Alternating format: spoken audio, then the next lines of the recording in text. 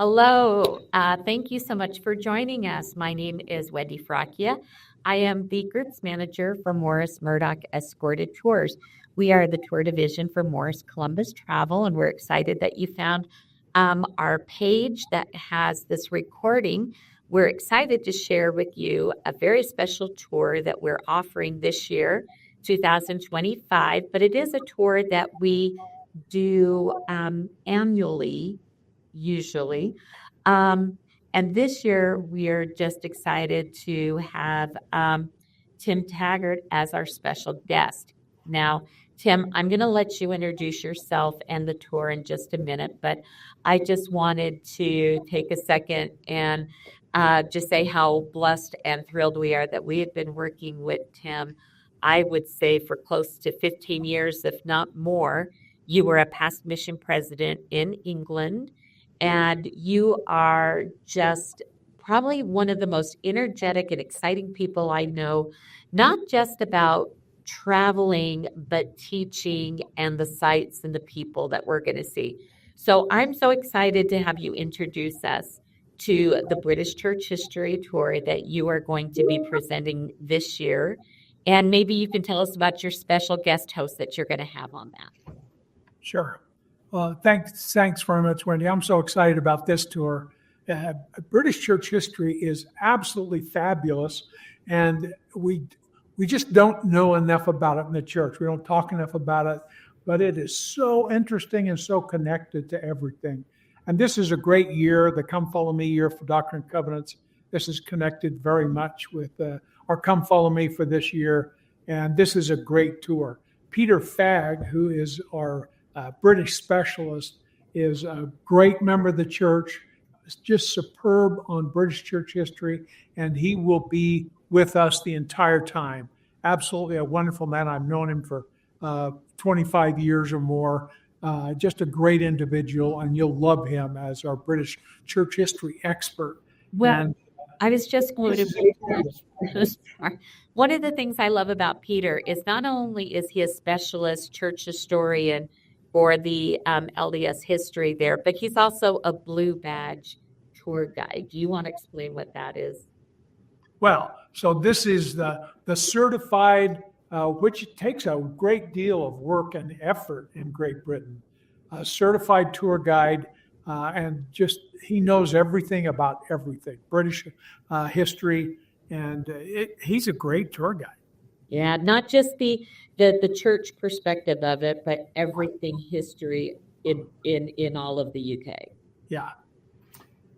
So this is a tour. We're going to start on May 26th through June 8th. So weather-wise, it's a really nice time of year, and what a beautiful way to visit Great Britain. And we do get to see much of Great Britain. We're going to fly into Edinburgh. This is an overview of our entire tour. As you can see, you get the whole length of England, Wales. It's just a marvelous overview of the whole thing. So let's get started in Edinburgh. We fly into Edinburgh, one of the most beautiful cities, dedicated for the preaching of the gospel by Orson Pratt. And as we visit Edinburgh, you have an opportunity of really getting a flavor of the old UK. It is just marvelous. Then we take a day trip up to Stirling Castle, which ties a lot with David O. McKay and his mission experience. We get to see the Kelpies. Notice halfway up the Kelpies. What's that? That's this giant statues of the horses that are mythical sea creatures. Really fascinating. You're going to love this. And the Falkirk next to there. We're going to visit the Battle of Bannockburn, which is a major site in Scottish history that's fascinating on the way to Stirling Castle. This is Stirling Castle. It's a beautiful setting. As you look out from there, you overview the whole city of Stirling. Inside the castle itself, it's just beautiful, remarkable. And from there, you can see the National Wallace Monument. Now, this is significant, of course, itself for William Wallace in the history of Scotland, But also at the base of this tower, David O. McKay had one of the most significant spiritual experiences of his life that we talk about. And of course, in Stirling is also where David O. McKay saw this monument in stone, "Whate'er thou art, act well thy part," that's now in the church history. So famous recently, yeah. Yeah, and you can see it there in the Church History Museum. And that occurred in Stirling. So we talk about that. And talk about a beautiful drive. We head back to Edinburgh overnight, and then we head down south, down to England through Scotland. Again, this drive is fantastic. We come through the Northumberland National Park and then down to Hadrian's Wall. Talk about scenic beauty. And Northumberland is just unbelievable. And then we hit the Hadrian's Wall, which is just amazing. Of course, the Romans built this wall all the way across east to west to protect the borders of England against the Wiles. We visit Ulverston, which is the highest market town in England. Just these beautiful settings, thatched roofs. The Lake District, which we then travel through, is one of the most beautiful places in all of the UK. And we have a chance to see that. It's just beautiful. Did you ever comment? No, I'm just saying that's absolutely gorgeous. And I can only imagine being there at the time of the year and how green and lush. And I mean, I can actually smell the pictures I paint. So fantastic. The stone walls as you drive through, I never can get enough. So green. We overnight in Wetherall, and then we're going to travel down through the Lake District, stopping at Grasmere, then down to Haversham and Milnthorpe on the way down to Preston. In Haversham is where John Taylor was born, actually christened in this church. It's amazing to walk into there and think about John Taylor's home. In Milnthorpe, we get to see that home, and it's just on the way. Just a marvelous place. John Taylor has a great impact on the history. Then we go down to Preston overnight, and then the next day we get to go up to Downham and Chatburn, which is fantastic. Preston itself, this little square in Preston is, to me, one of the most sacred spots. It was here that John Taylor, Heber C. Kimball, remember the banner, "Truth Will Prevail"? That's up right here when they arrive. President Hinckley himself, as a young missionary, stood before this pillar on this square and preached the gospel for the first time out loud to a heckling crowd.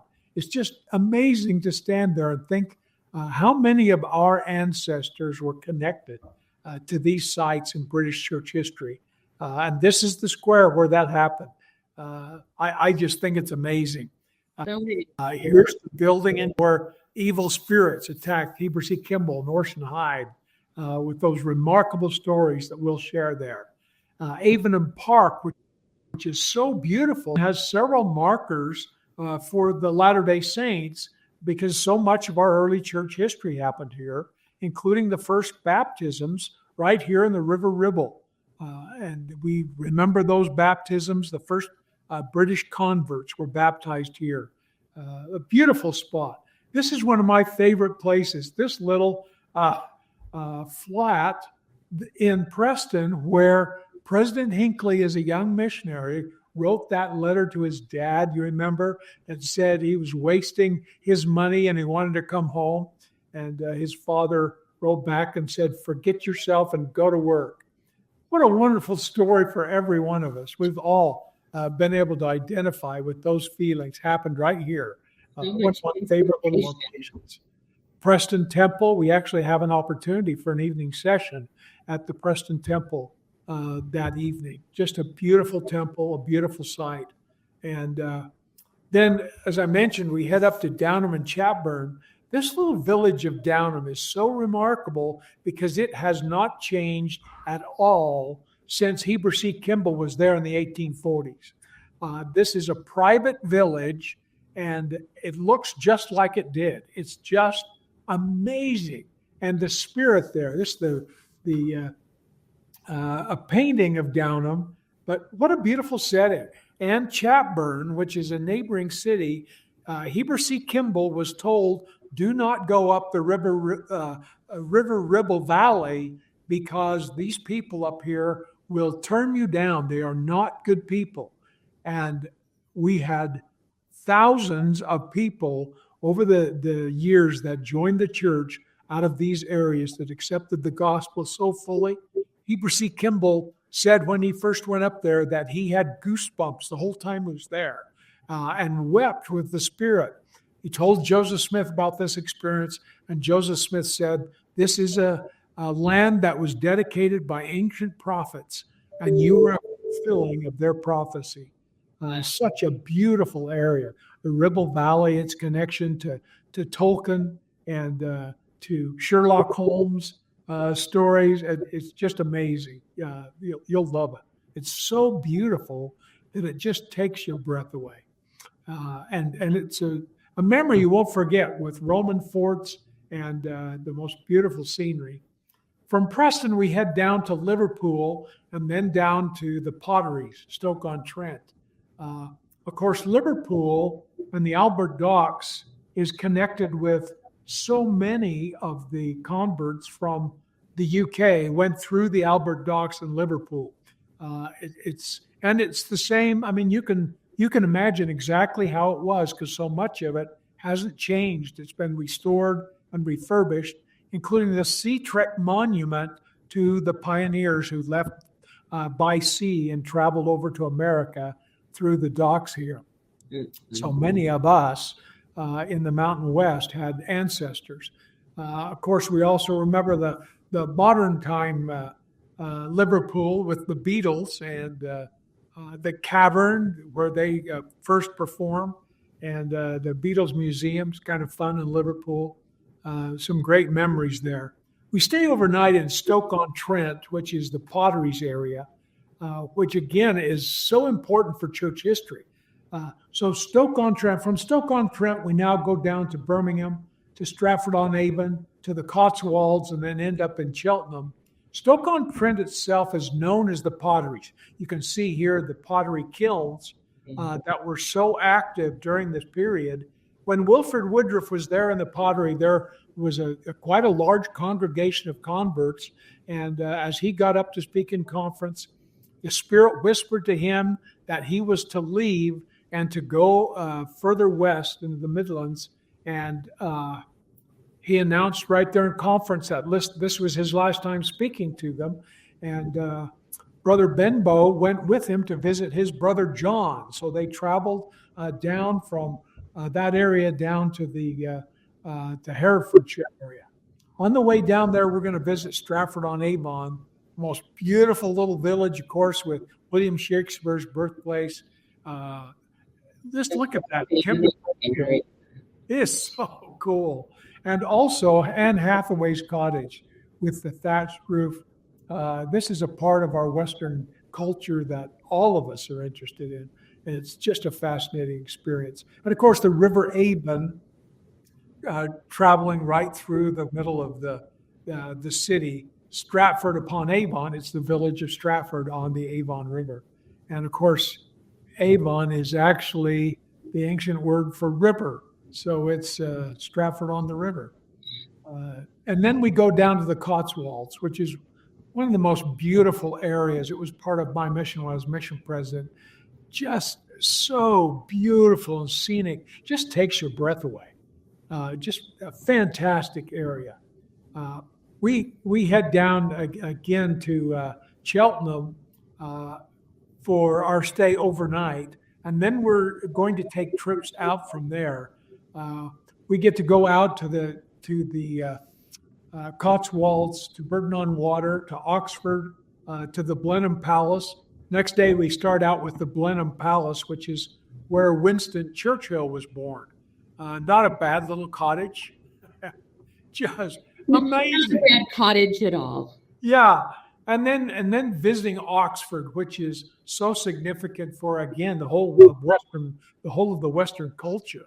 Oxford is just a beautiful, remarkable university town with the colleges there, the Radcliffe Camera. visit, most building in Oxford. This is just remarkable. The Bodleian Library, a place that I've always wanted to visit, and so neat for this opportunity to visit there. And then we head down to Brampton. The village itself is the village from the Downton Abbey series. Again, such a remarkable place. So many of these places are just the most romantic, beautiful places. Everything you think about when you think about this British love affair that we have with the Regency and all the that era and historic England. And again, when do you get to see everything in one tour? Yeah. This is so much more than just a day or two in London. That's kind of the normal tourist fare. Yeah, or just a day trip out to Oxford or out, exactly. Yeah, Bourton on the Water, one of the most beautiful places. Walls are just remarkable. Then we have this next day out, which is one of my favorites because, of course, the connection to church history. We start out going out to Benbow's farm, which is where Wilfrid Woodruff went out to John Benbow's, the brother that he traveled with. And there they were able to teach the gospel to John Benbow and his wife, but also to the United Brethren. John Benbow was a part of an organization that was looking forward to a restoration, and they had literally hundreds and hundreds, some 2,000 people that joined the church in just a few months, including 50 ordained ministers and a chapel that came along with them when they joined the church. I think there are so many of us who can trace our ancestry and family religious heritage back to this miracle that was here. In fact, Elder Holland, I was there when he dedicated the Gadfield Elm Chapel and talked about his ancestors that came with the saints who immigrated from this wonderful group. And John Benbow, who sold the farm in order to pay for the immigration of the saints, dozens and dozens of saints from the United Brethren. This is the little Castle Frome Church, just a couple of miles from Benbow's farm. This is the church that was there during the time. Remember where the minister sent over the clerk to find out what was going on, and the clerk was baptized, and then he sent the deacon, and the deacon was baptized. So much of the congregation gets baptized from this. And this is the same church. This is the very same church, and it's in remarkable condition. It's an amazing thing to be able to transport yourself back in history and see things the way they were, and they're exactly the same way today. You know, you can kind of do a comparison with that in the Kirtland Temple, right? Yeah. It's a similar sort of feeling and a similar sort of time frame, too. It's really remarkable. We go over to Ledbury, and the market town of Ledbury, which again, this is where the brethren preached, Wilfrid Woodruff, Brigham Young. This is where they preached. This building goes back to the 1600s, even before they were there, of course. But it was old when they were there, and it's still there. Beautiful, beautiful repair. We head over to the Herefordshire Beacon, which is one of my favorite places. On the top of this beacon that you can see just there on the left, one of the most important meetings of the Quorum of the 12 Apostles was held. This is where, with Brigham Young presiding, they made the decision to publish the Book of Mormon and the hymnal in the British Isles. And this meeting, it was held here on the Herefordshire Beacon. This dates back to Roman forts times, and it's such a beautiful view over the area. Just a remarkable place. And then, of course, Gadfield Elm Chapel. This is the best LDS chapel in the world. We didn't have a chapel in New York. We didn't have a chapel in Kirtland. We didn't have a chapel in Nauvoo. We didn't have a chapel until well into the Utah period. But when all of these United Brethren were converted, they brought with them this chapel. Now, interestingly enough, in the 1990s, 80s and 90s, this was a dilapidated old shed that was basically fell in ruin. And the mission president I replaced, President Elveridge, and several of his friends got together, purchased the building, and then restored it and donated it to the church. And the church has accepted it, and it's a wonderful site. It's interesting. The door is locked, but as a member of the church, you're allowed to enter. And the way you do that is through a combination lock with questions such as, what age are you when you're baptized? How many articles of faith are there? And as you put in those numbers, then it lets you in. It's pretty cool. That is so funny. Oh my gosh. That is incredible. I'd never heard about this building. Yeah. This is one of the great church sites. And again, the first chapel ever owned by the church. And it's kept in beautiful repair. We go back to Cheltenham for the night, and then we're going to take a trip into Wales to visit Merthyr Tydfil. We go down through Cardiff and then over across through Bristol, down to the Lacock Abbey, Castlecombe, Avebury, and over to Bracknell for the night. So this is a beautiful, again, the scenery is so breathtaking as you go through the valleys of Wales and go over to Merthyr Tydfil in the valleys. In Merthyr Tydfil, we'll go to this place, which is the birthplace of David O'Mackay's mother in Merthyr Tydfil. And this is the little plaque that you see on the wall of her home in Merthyr Tydfil.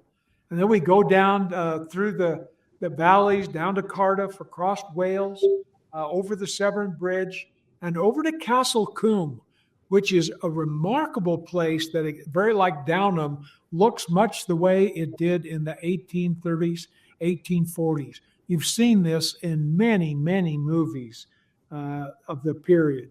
It's just a beautiful location, so scenic and so familiar to us. Then we go over to Lacock Abbey.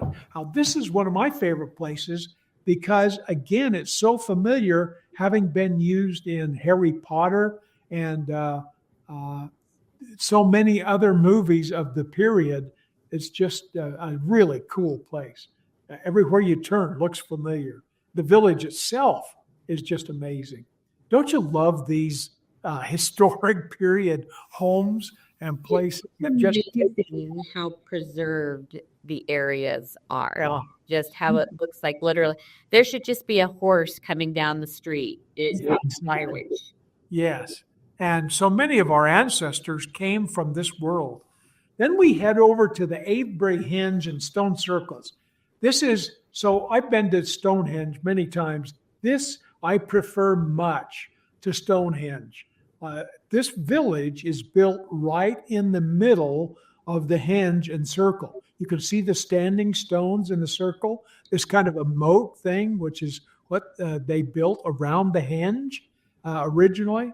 These standing stones in the circle, Silbury Hill, which is not far away, again, built during this ancient time.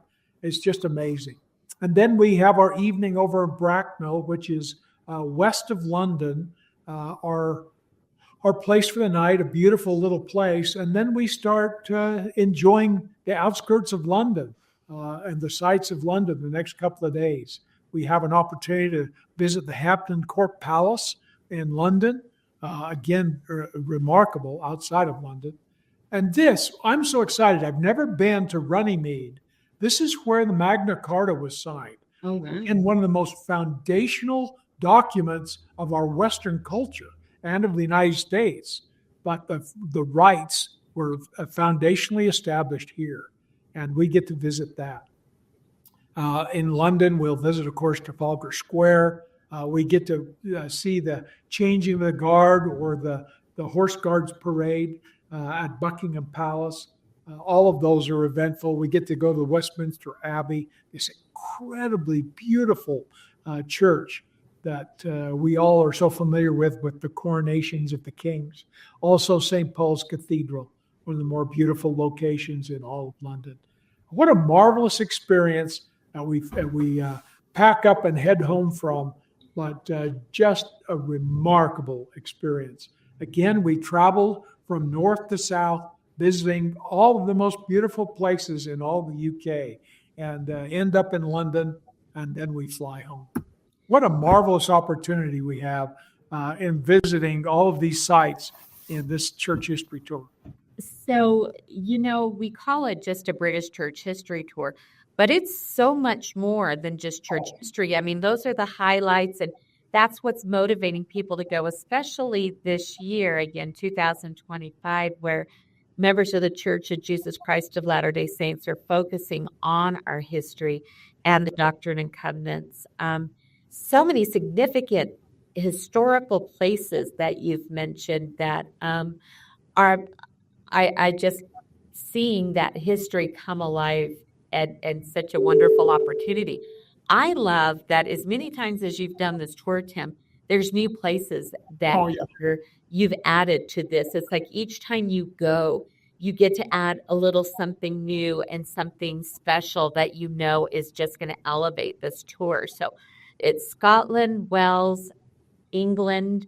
You've got the three countries. You've got all the church history that took place there, the miracles, the teachings, as well as the ancient history of, back to King Arthur's court. How far does all that go? Exactly. It's a bit, and then the Beatles and everything else. So there's just so many fantastic things about this tour. Again, we do this usually every year or every other year. This year being significant because of our special area of study.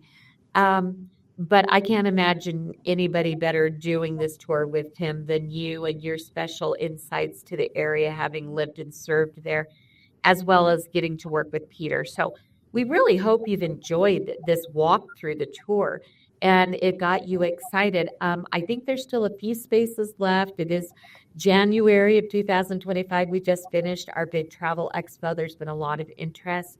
And we really hope that this is one that you'll consider adding to your travel list this year. Travel is memories. That's what you're purchasing. The time that you're traveling, this May 26th to June 8th, is so important, the things that you're going to experience. But it's like any other trip, and especially one that will increase your faith.